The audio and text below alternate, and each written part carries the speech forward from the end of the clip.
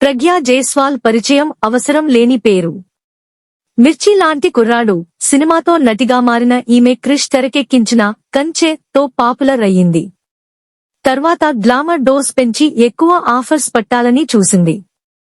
ఈ క్రమంలో జయ జానకి నాయక, నక్షత్రం వంటి పెద్ద సినిమాల్లో ఛాన్సులు వచ్చినా అవి ఈమెకు కలిసిరాలేదు. లాక్ డౌన్ టైంలో ఈమె చేసిన గ్లామర్ షో మరెవ్వరూ చేయలేదు అనే చెప్పాలి. దాని ఫలితం అఖండ రూపంలో ఈమెను వరించింది. ఈమె కెరీర్లో పెద్ద సినిమా అని చెప్పుకోవాలన్నా, పెద్ద హిట్ సినిమా అని చెప్పుకోవాలన్నా అఖండ అనే చెప్పుకోవాలి. తర్వాత బాలయ్యతో కలిసి ఈమె డాకు మహారాజ్ లో కూడా నటించింది. ఆ సినిమా కూడా మంచి విజయం సాధించింది.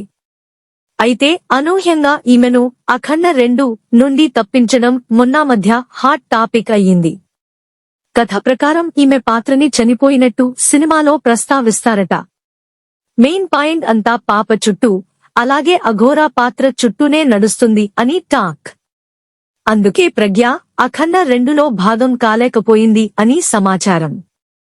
ఇదిలా ఉండగా ప్రగ్యా జైస్వాల్ చేతిలో ప్రస్తుతం పెద్ద ఆఫర్లు అంటూ ఏమీ లేవు.